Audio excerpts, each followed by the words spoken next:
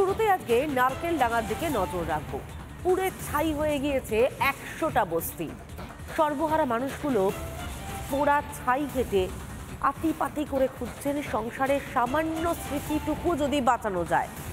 ভয়ঙ্কর ছবি নারকেল ডাঙায়।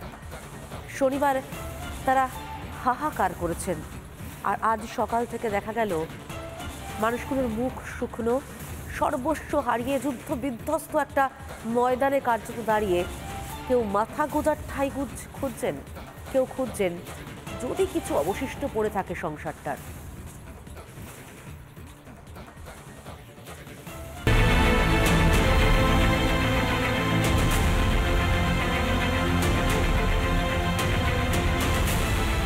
সব শেষ। কষ্ট করে রোজগার করা সঞ্চিত অর্থ থেকে শুরু করে জামা কাপড় সবই এখন ছাই। শীতকালে কোথায় আশ্রয় নেবেন এতগুলো মানুষ, তা নিয়ে চিন্তার আজ কপালে। তাই হাহাকার করা ছাড়া আর কিছুই করার নেই। খাবার জন্য মানুষগুলো শীতের রাতে খাবার তৈরি করার জন্য রুটিগুলো রেখেছিল, কিন্তু সেই রুটি আপনাদের কালকে অন্ন হিসেবে পেটে যেতে পারলো না। তার আগে সমস্ত রুটি পুড়ে ছাই। নিজে এমনি বেঁচেছি, বাস আর আমি ওরা কিছু বের করিনি। টাকা পয়সা পুরা এটিএম পুরা পুরুপ আমাদের ডকুমেন্টস সব পুড়ে গেছে, সব। একটা সুইট টাকা আমরা বের করিনি। জিন্দগি তো বাঁচাতে হবে, জিন্দগি বাঁচাতে হবে, কিছু করার নাই। ছোট ছোট ভাই বোন আছে, আমাদের পালাতে হবে। এসে সেবা কিছু করতে পারিনি আমরা, সব পড়ে গেছে, সব পড়ে গেছে। এদিকে নারকেলডাঙ্গা বস্তিতে অগ্নিকাণ্ড কিভাবে তা জানতেই ঘটনাস্থলে পৌঁছায় ফরেনসিক দল। সংগ্রহ করা হয়েছে নমুনা। আগুন মধ্যে আমি জল মারছি তো আগুন এগিয়ে যাচ্ছে, মনে হয় কোন রকমের মেডিসিন ওর মধ্যে ছিল, আর কেমিক্যাল ছিল, কোন রকম কেমিক্যাল ডালা হয়েছিল।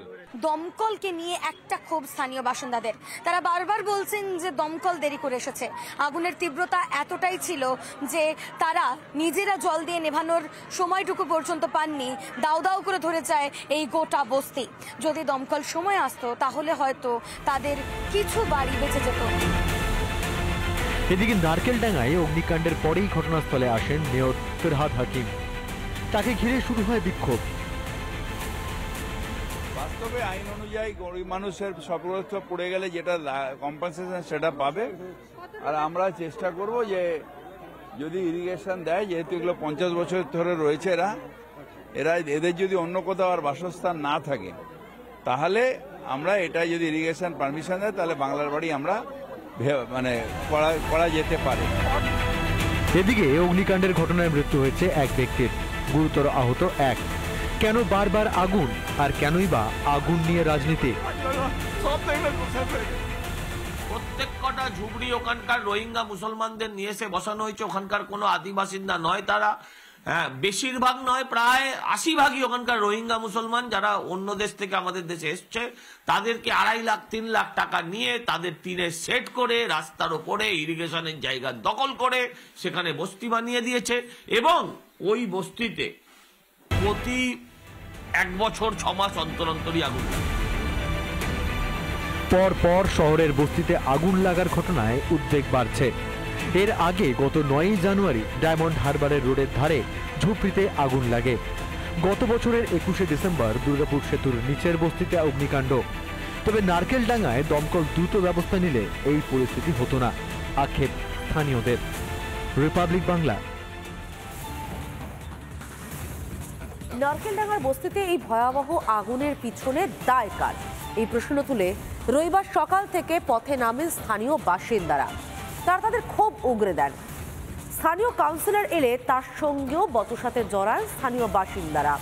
প্রশ্ন তোলেন, কারা আগুন লাগিয়েছে, কোন উদ্দেশ্যে লাগিয়েছে? না, উত্তর তারা পাননি। বরং কাউন্সিলরের অনুগামীদের সঙ্গে স্থানীয় বাসিন্দাদের রীতিমতো হাতাহাতির পরিস্থিতি তৈরি হয়।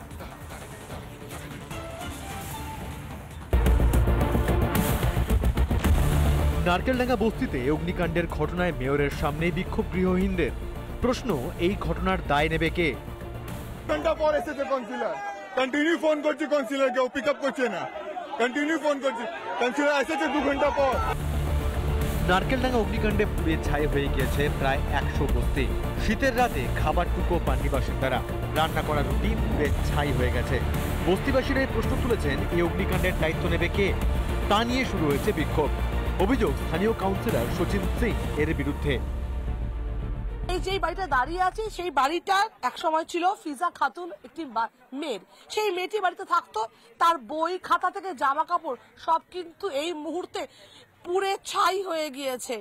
এখানে শুধু এই বাড়িটি নয়, এই লাগোয়া পরপর যতগুলি বাড়ি তোমাকে দেখাবো এই মুহূর্তে, সব কিন্তু পুড়ে একদম ভস্মীভূত হয়ে গেছে, ছায়ের গাদায় পরিণত হয়েছে। এবং কোনটি কার বাড়ি, কার জিনিস, কিছুই বোঝার উপায় নেই। অন্যদিকে টাকা নিয়ে বেআইনিভাবে একতলা বাড়ি 2 বা 3 তলা করে দেওয়ার অভিযোগ উঠছে বস্তির মধ্যেই। অভিযোগ উঠেছে বেআইনি গুদাম নিয়েও। দাবি, গুদাম থেকে ছড়িয়েছে আগুন। সচিন সিং একতলা করে দিয়েছে, ওরা কিনে নিয়ে সে জায়গা চামচাদের সঙ্গে, আর ওটা কিনে 2 তলা 3 তলা করে দিয়েছে, উঁচু করে দিয়েছে। হ্যাঁ, বেআইনি ভাবে উঁচু করে, সবই তো বেআইনি ভাগে দিয়ে দেখুন না, 2 তলা 3 তলা করে রেখেছে বাড়ি। যদিও সব অভিযোগই অস্বীকার করেছেন কাউন্সিলর সচিন সিং। উল্টে তিনি এই দায় চাপালেন স্থানীয় এক ব্যবসায়ী হায়দারের নামে। এখানেও কি গোষ্ঠীদ্বন্দ্ব? কাউন্সিলর হয়ে আমার প্রথম কাজ ছিল ক্যানেলে যত আনঅথরাইজড ইনক্রোচমেন্ট রয়েছে সেটা নিয়ে আমি লেটার করেছি, পুলিশ প্রশাসনকে আমি লেটার দিয়েছি। প্রথমে আমি নিজে থেকে এটা সরাতে চেয়েছিলাম, কিন্তু ওইখানে এই হায়দার নওয়াজের মতন ছেলেরাই আমার বিরোধিতা শুরু করে। তো অত বিরোধিতা মানে অ্যাজ এ পার্সাদ আমি নিতে পারিনি। তখন আমি পুলিশ প্রশাসন বা নেতা মন্ত্রীদেরকে জানিয়েছি, ওনারা যতটা পেরেছেন ততটা করেছেন, কিন্তু আবার ইনক্রোচমেন্টটা ওইভাবেই বেড়ে গেছে। তো অ্যাজ এ কাউন্সিলর আমার পক্ষে একা সম্ভব ছিল না। একদিকে হাহাকার, আর অন্যদিকে অগ্নিকাণ্ডের ঘটনায় শুরু হয়েছে রাজনীতি। চলছে দোষারোপের পালা। যে গুদামের কথা বলা হচ্ছে সেই রকম কোনো গুদামের নাকি অস্তিত্বই ছিল না। হায়দার নওয়াজ তিনি কিন্তু মিথ্যে অভিযোগ করছেন, কারণ ঘটনাস্থলে তিনি সাথে সাথেই পৌঁছেছিলেন। তিনি জানিয়েছিলেন পুলিশকে যে ওইখানে একটা বেআইনিভাবে গোডাউন তৈরি করা হয়েছে, যেখানে প্লাস্টিক মজুদ রয়েছে, দাহ্য পদার্থ মজুদ রয়েছে। কিন্তু একটাই প্রশ্ন আমাদের, যেখানে এই যে একজন জনপ্রতিনিধি, একজন কাউন্সিলর, তিনি পুলিশকে জানানোর পরেও পুলিশ কোনো ব্যবস্থা নিল না। বছরের পর বছর ধরে ওই ঘিঞ্জি ঝুপড়িতে গোডাউনটি রয়ে গেল কি করে? এটা তো উনি প্রথমে আমি আনসার দেবো, আপনি তো গিয়ে ওখানে জিজ্ঞাসা করে নিন, ওখানে লোকাল লোকটা আছে, উনি জিজ্ঞাসা করে নিন কি আমার গোডাউন আছে কি। আমার ওখানে একটা গোডাউন নেই। আমি সচিন সিং, উমার আছে 39, আমার এজ আছে 35। আমি কিন্তু এদিকে অনেক কাজটা করেছি, কিন্তু আমি কোনোদিন ঝোপড়ি ফোপড়ি আমি কোনোদিন করিনি। একটা লোক ওদিকে বলতে পারবে না কি আমার একটা ঝোপড়ে আছে। দায় পুরো আছে কাউন্সিলর সচিন কুমার সিং। ওই নিজে নাকামি ছুপার জন্য পুরো ব্লেমটা ডালছে আমাকে। ঘটনা ঘটার পর থেকে সেই ঘটনা নিয়ে শুরু হয়েছে রাজনীতি। একজনের দোষ গিয়ে চাপে অন্যজনের ঘাড়ে, ফলে সমাধান তো দূরে থাক, রাজনীতির খামচাখামচিতে থমকে যায় পুনর্বাসন। প্রজ্ঞা সাহা, রুমকি দে, পায়েল কুন্ডুর রিপোর্ট, রিপাবলিক বাংলা। নিউ টাউনে নাবালিকাকে ধর্ষণ করে খুনের ঘটনা, সেখানে জড়িত সন্দেহে সিসিটিভি ফুটেজ দেখে একজনকে গ্রেফতার করেছে পুলিশ। তাই পুলিশের হাতে আরও একটা সিসিটিভি ফুটেজ এসেছে, সেটা খতিয়ে পুলিশ দেখার চেষ্টা করছে এই ঘটনায় আরও কেউ জড়িত রয়েছে কিনা।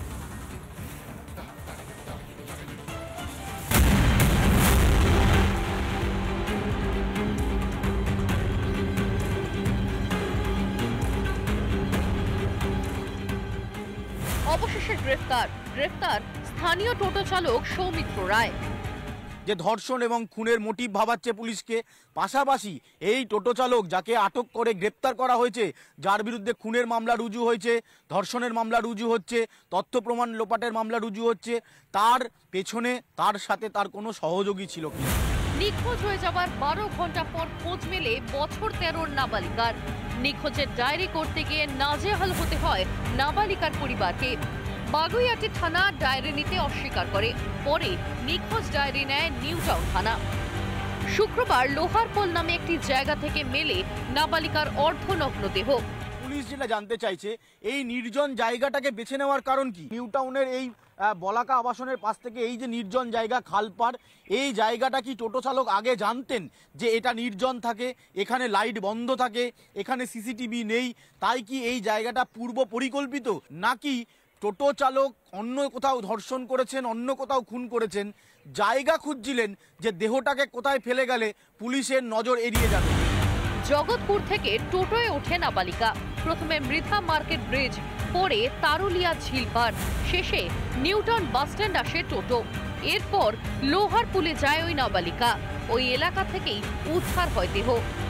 আমাদেরকে পুরো পিও সাইডে মানে আমরা ট্র্যাক করে করে ওটা কালেক্টিং এভিডেন্সেস ওটা পাওয়া গেছে কি ও টোটো ড্রাইভার যে অ্যাকিউজড আছে ওকে তুলেছিল টোটোতে, তো তারপরে গিয়ে এটা ইনসিডেন্ট ঘটিয়েছে।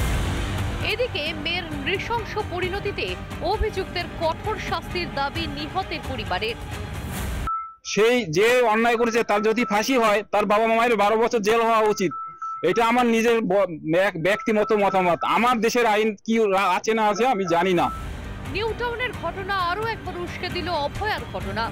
এখানেও প্রশ্ন উঠছে, একা টোটো চালকই কি দায়ী, নাকি পিছনে রয়েছে আরো কেউ? আনন্দ মোহন ঝা ও অনুপম পাত্রের রিপোর্ট, রিপাবলিক বাংলা। নানা ধরনের কন্টেন্ট দেখার জন্য লাইক করুন, শেয়ার করুন আমাদের ফেসবুক পেজ, সাবস্ক্রাইব করুন আমাদের ইউটিউব চ্যানেল। পাশাপাশি অন্যান্য ব্রেকিং নিউজের জন্য অবশ্যই চোখ রাখুন রিপাবলিক বাংলায়।